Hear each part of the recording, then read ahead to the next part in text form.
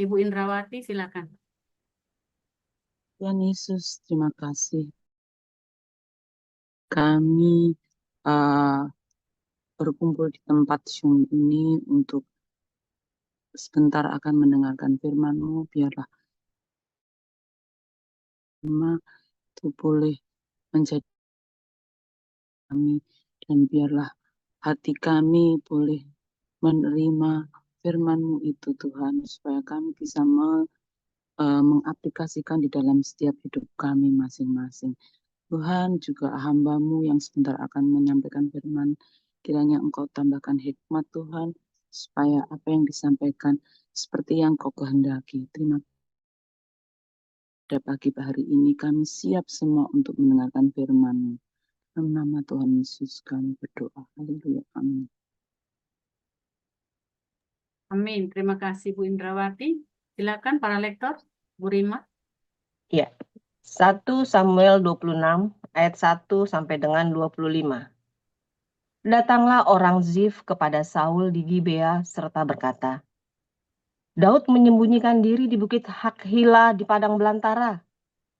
Lalu berkemaslah Saul dan turun ke padang gurun Zif dengan 3.000 orang yang terpilih dari orang Israel untuk mencari Daud di padang gurun Zif.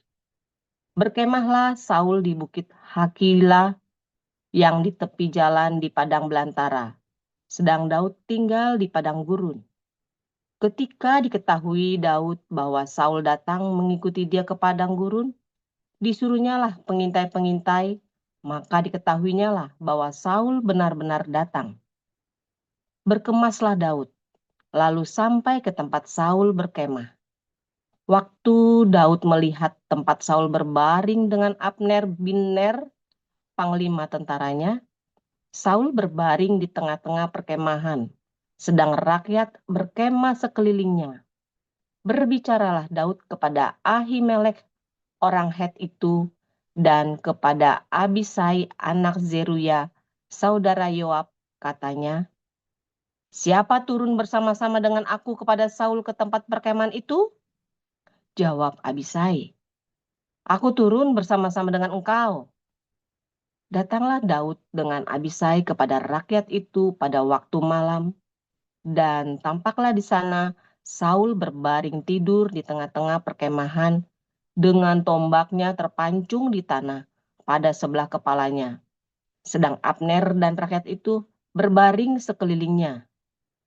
Lalu berkatalah Abisai kepada Daud, pada hari ini Allah telah menyerahkan musuhmu ke dalam tanganmu. Oleh sebab itu, izinkanlah kiranya aku menancapkan dia ke tanah dengan tombak ini dengan satu tikaman saja. Tidak usah dia kutancapkan 2 kali.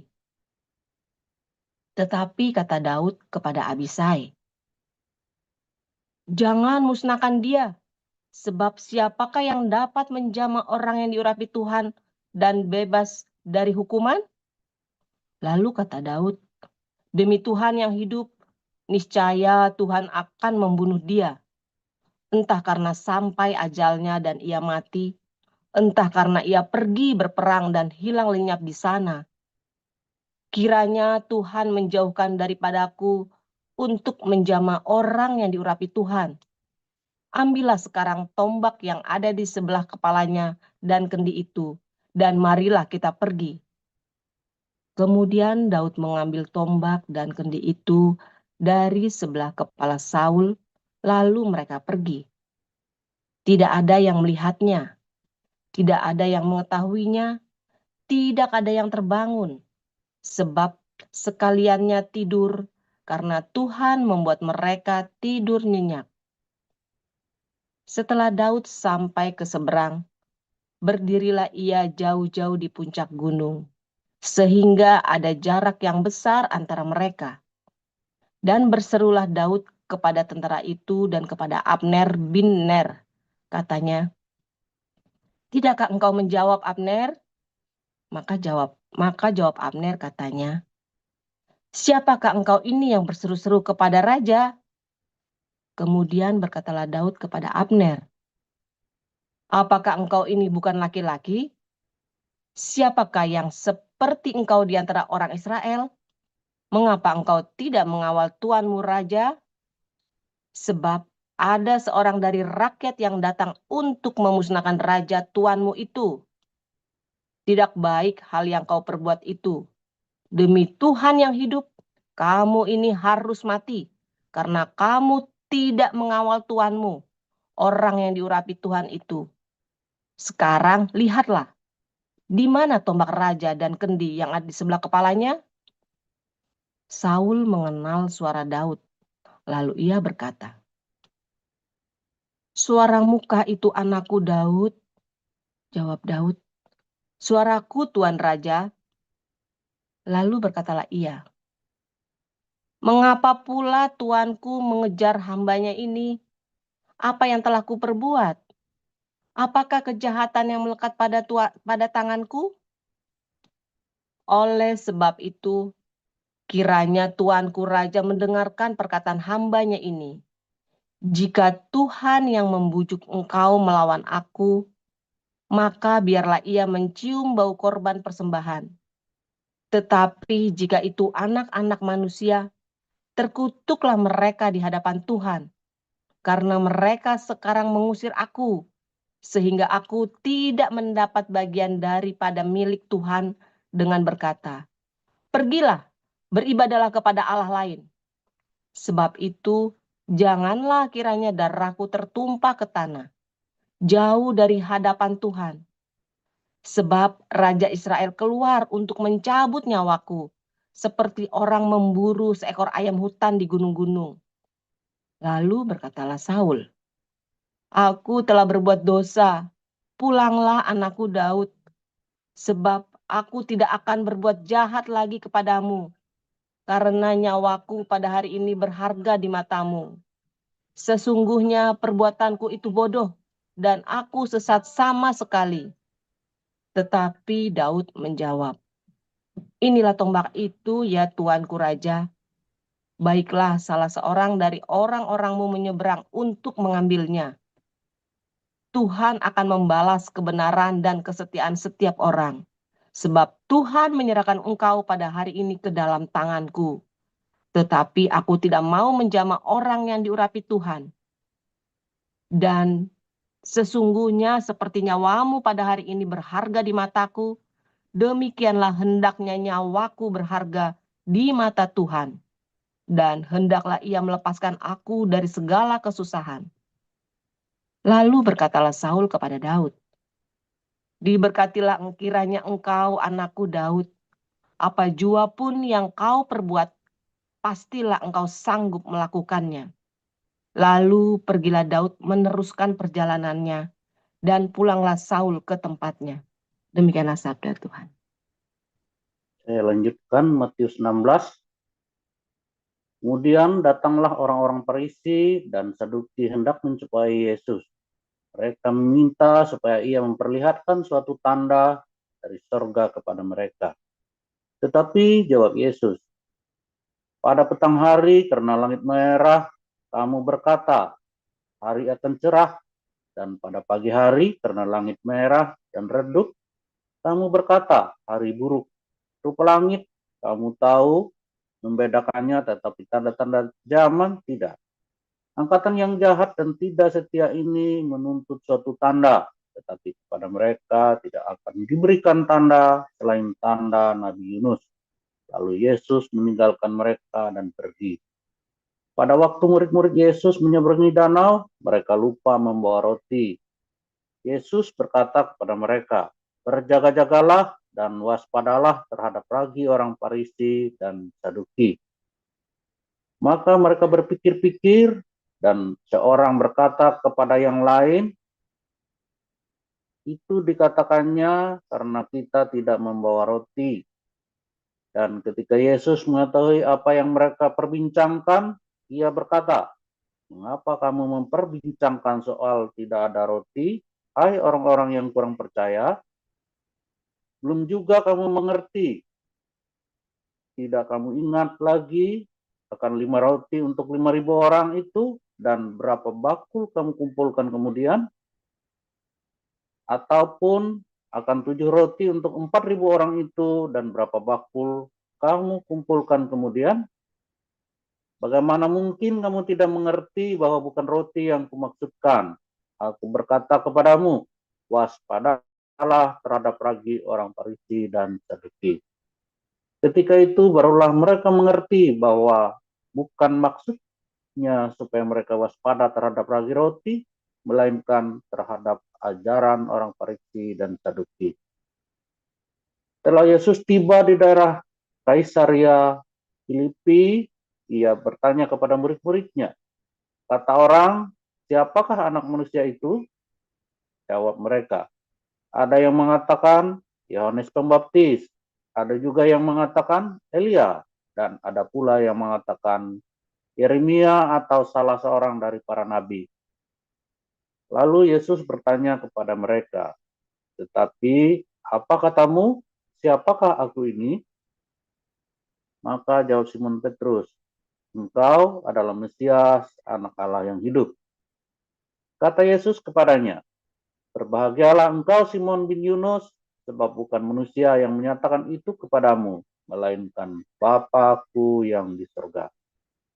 Dan aku berkata kepadamu, engkau adalah Petrus, dan di atas batu karang ini aku akan mendirikan jemaatku, dan alam maut tidak akan menguasainya. Kepadamu akan kuberikan kunci kerajaan sorga. Apa yang kau ikat di dunia ini akan terikat di sorga, dan apa yang kau lepaskan di dunia ini akan terlepas di sorga. Lalu Yesus melarang murid-muridnya supaya jangan memberitahukan kepada siapapun bahwa ia Mesias. Sejak waktu itu, Yesus mulai menyatakan kepada murid-muridnya bahwa ia harus pergi ke Yerusalem dan menanggung banyak penderitaan dari pihak tua-tua, imam-imam kepala, dan ahli-ahli Taurat, lalu dibunuh dan dibangkitkan pada hari ketiga. Tetapi Petrus menarik Yesus ke samping dan menegur dia. Katanya, Tuhan, kiranya Allah menjauhkan hal itu. Hal itu sekali-sekali takkan menimpa engkau. Maka Yesus berpaling dan berkata kepada Petrus, enyahlah iblis, engkau suatu batu sandungan bagiku, sebab engkau bukan memikirkan apa yang dipikirkan Allah, melainkan apa yang dipikirkan manusia. Lalu Yesus berkata kepada murid-muridnya, setiap orang yang mau mengikut aku, ia harus menyangkal dirinya, memikul salibnya, dan mengikut aku. Karena barang siapa mau menyelamatkan nyawanya, ia akan kehilangan nyawanya, tetapi barang siapa kehilangan nyawanya karena aku, ia akan memperolehnya. Apa gunanya seorang memperoleh seluruh dunia, tetapi kehilangan nyawanya? Dan apakah yang dapat diberikannya sebagai ganti nyawanya? Sebab anak manusia akan datang dalam kemuliaan Bapanya, diiringi malaikat-malaikatnya. Pada waktu itu ia akan membalas setiap orang menurut perbuatannya. Aku berkata kepadamu, sesungguhnya di antara orang yang hadir di sini, ada yang tidak akan mati sebelum mereka melihat anak manusia datang sebagai raja dalam kerajaannya. Amin untuk firman Tuhan. Halo, shalom. Haleluya. Kelihatan Ya, Kelihatan Pastor. oke. Luar biasa. Firman Tuhan selalu baru setiap hari ketika kita menanti-nantikan Tuhan dengan penuh cinta, saudara ya. Dengan pengharapan yang teguh, jangan goyang, ya. Karena ketika kamu goyah sedikit saja, nggak jadi, saudara ya. Sedikit saja, saudara. Ya, kalau matamu gelap, hilang, saudara ya. Itu namanya tenggelam, peteng hilang, saudara ya. Nah, agak gelap, udah terang dong sekarang ya. Kalau matamu gelap sedikit saja, saudara, hilang semua, saudara. Jadi kamu harus selalu cintanya itu harus dijaga. Makanya jangan berhenti berbuat baik. Ketika kamu dalam pencobaan sekarang, kamu yang lagi dalam tekanan yang besar, saudara, Anda yang sekarang sedang di dalam pencobaan yang luar biasa, jangan berhenti berbuat baik. begitu gelap hidupmu sekejap saja. Les, kayak orang naik mobil, kamu ngantar set gitu ya. 14, saudara.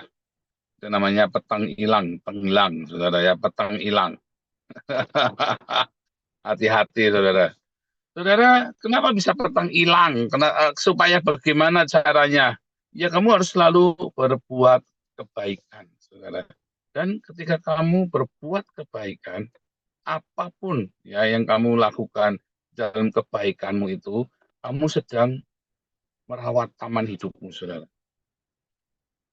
Dan memang penuh dengan onak duri. Hidupmu sekarang penuh dengan onak duri. Kita tidak tahu apa masalahmu ya. Tapi memang kalau saat ini hidupmu dengan penuh onak duri, kamu kebaikan-kebaikan di tengah onak duri itulah yang akan membuat taman itu nanti jadi indah. Sehingga suatu hari kamu akan menikmati taman Eden. Bukan secara metafora, tetapi hurufiah. Karena kamu sekarang sedang berada di sebuah tanah yang terkutuk. Ya, Anda ya yang sekarang masih di dalam berbagai macam pergumulan hidupmu, kamu sedang berada di tanah yang terkutuk. Dan kamu harus memberkati tanah itu, saudara. Tanah yang terkutuk itu harus kamu berkati. Dan tanah yang terkutuk penuh dengan onak duri ini, penuh dengan peluh keringat penderitaan ini, nanti akan menjadi Eden. Ya, makanya Tuhan berkata, apa yang kamu lepaskan di dunia ini akan terlepas di Eden, saudara. Apa yang kamu lepaskan di dunia, kalau kamu melepaskan berkat, kamu akan melepaskan berkat di Edenmu. Kalau kamu melepaskan kutuk, ya kamu akan melepaskan kutuk di Edenmu. Apa yang kamu sekarang sedang gumuli? Kalau kamu lepaskan kutuk kepada orang lain, kamu sedang melepaskan kutuk bagi Edenmu, saudara. Kamu melepaskan berkat di dunia jasmaniamu, kamu lepaskan berkat di Edenmu, saudara. Makanya banyak orang tidak menyadari, banyak orang tidak ngerti bahwa ya, dia mengutuki orang dan dia bangga, apalagi kalau kutuknya berhasil, saudara, yang mau terjadi puas dia, saudara. Dia nggak sadar ketika dia lepaskan kutuk itu sedang ikuti dia ke Eden. Edenmu yang indah itu pun bisa menjadi tempat yang terkutuk. Jangan kamu pikir Edenmu tidak bisa menjadi tempat yang terkutuk, saudara. Taman Eden itu ya di zamannya Adam dan Hawa itu lokasinya ada di gurun pasir Arabia hari ini, saudara. Itulah bekasnya Taman Eden. Ya, dan tanah itu sekarang menjadi tempat terkutuk. Kamu masuk ke sana pasti mati, saudara. Ya, di gurun pasir Arabia itu di tengah-tengah Arab itu ya. Itu dulu Eden. Itulah lokasi Eden itu dulu. Sekarang terkutuk. Ya kan? Kematian. Makanya jangan lepaskan kutuk, saudara. Kamu harus belajar dari Daud yang belajar melepaskan berkat, melepaskan pengampunan, ya. Bukan karena orang itu layak diampuni, kalau bisa dicotok dimutilasi, saudara. Bukan karena dia layak diampuni, tapi karena buatmu sendiri. Itu karena untukmu sendiri. Kamu lepaskan pengampunan buat dia, maka Tuhan akan lepaskan pengampunan. Sebesar apa kamu lepaskan pengampunan kepada sesamamu, segitu juga sang cinta itu ya bisa melepaskanmu. Bukan karena kamu hebat, bukan karena sang cinta itu tidak maha kuasa, bukan. Karena sebetulnya pengampunan yang kamu lepaskan adalah sebuah pengakuan bahwa kamu mendapatkan, ya udah cintamu berarti cuma segitu. Nah, ini kan paradoks kan, ulangi ya saudara ya. Seberapapun pengampunan yang kamu lepaskan kepada orang, kamu mendapat pengampunan juga segitu. Ya, ampunilah kami seperti kami mengampuni orang yang bersalah kepada kami, kata Tuhan Yesus kan ngajari doa. Seberapa kamu mengampuni orang, segitu juga kamu akan diampuni. Oh, kalau gitu pengampunan Tuhan nggak maha kuasa dong. Bukan, saudara. Tetapi kamu yang tidak mau menerima pengampunan itu. Ya, kalau tanganmu itu penuh, ya, tanganmu itu penuh, ya, dengan segala dendam, ya, kamu ganduli masa lalumu, ganduli dendammu, ganduli semua. Kalau kamu tidak mau lepaskan, ya kamu tidak bisa mendapatkan. Seberapa kamu lepaskan, sebegitu juga kamu mendapatkan. Bagaimana aku bisa melepaskannya, Pak? Aku belum punya. Sudah ada, tinggal kamu ambil. Sudah ada, tinggal seberapa kamu mau membuka dirimu bagi pengampunan, maka tempatnya sudah penuh, saudara. Ya, ini kan tumbler ya. Ini tempatnya sudah penuh, saudara. Ini dalamnya isinya air air putih, saudara ya. Ini apa? Dalamnya ini isinya air kotor. Saya mau tukar, saudara, airnya ini supaya jadi bersih. Seberapa saya dapat air bersih, saudara, harus saya buang isinya ini. Harus saya buang. Seberapa saya buang, segitu juga saya dapat. Ya kan? Seberapa saya buang, segitu saya dapat. Masalahnya air putihnya ini ada. Hanya tinggal mau ada, sudah ada. Pengampunan itu sudah ada pada kamu. Tuhan itu Maha Kuasa mengampunimu. Pengampunan itu sudah tersedia. Masalahnya kamu tidak mau membuang hatimu yang kotor itu. Kamu tidak mau buang hatimu yang penuh dendam itu, saudara. Kalau kamu buang itu hatimu, isi-isinya dikeluarin semua, maka akan banyak sekali ruangan untuk cinta kasih dari surga. Apa yang kamu lepaskan, ya, akan dilepas di surga. Ya, kalau kamu melepaskan kutuk, maka kamu akan mendapat kutuk. Kalau kamu melepaskan berkat, kamu akan dapat berkat. Kalau kamu buang itu sejauh-jauh ya, segala sakit penyakit, sakit hati dari hatimu. Jangan khawatir tempat itu jadi kosong, biar Tuhan Sang Cinta yang menempati hatimu. Sekarang tempatmu itu penuh dengan dendam, sehingga tidak ada ruang bagi Roh Kudus. Tidak ada ruang bagi Sang Cinta. Ya, saudara ya. Makanya hatimu jangan gelap. Gelap hilang, saudara. Petang hilang pokoknya. Jangan gelap. Terus isi hidupmu dengan kebaikan. Terus, saudara, jangan sampai hari ini kamu tidak berbuat baik. Ayo, saudara, jangan absen, jangan lalai berbuat baik. Ya, karena begitu matamu gelap, hilang, saudara, semua hidupmu, saudara. Petang hilang, tenggelam gitu loh ya. Nah, mari sekarang, saudara-saudara, buang semua yang kotor-kotor itu, saudara. Ya, isi dengan yang sudah disediakan sama Tuhan. Pengampunan, cinta kasih karunia. Seberapa kamu bisa buang itu, sebegitu juga kamu bisa mendapatkan pengampunan itu. Sebegitu juga kamu bisa mendapatkan cinta. Sebegitu juga kamu mendapatkan berkat-berkat dari surga. Tuhan Yesus memberkati. Haleluya.